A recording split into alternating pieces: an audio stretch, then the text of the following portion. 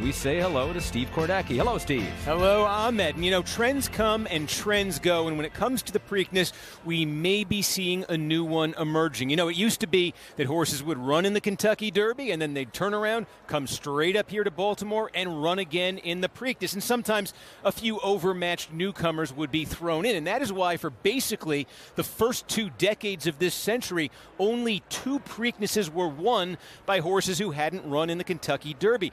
But we talk about this a lot, the movement in horse racing not to run horses on short rest. A lot of times now, horse doesn't win the Derby, gets a break, and that has opened the door to a different kind of horse here in the Preakness. Call them the Derby skippers. These are high-quality horses who don't run in the Kentucky Derby, and sometimes that's intentionally, and then they come to this race well-rested and take a shot at it. And look at the trend here. The last 3 years, all 3 winners of the Preakness had not run in the Kentucky Derby and came in here on rest. And in fact, if we zoom this out a little bit more, it is 4 times since 2017, a non-Derby horse winning the Preakness. And if there is a king of this new trend, his name is Chad Brown, because Cloud Computing, Chad Brown intentionally held him out of the Derby, won the Preakness. Early voting, intentionally held out of the Derby, won the Preakness. He almost did it last year with a horse named Blazing Sevens. As we look today's race, that is why Chad Brown's horse today is getting so much respect. Tuscan Gold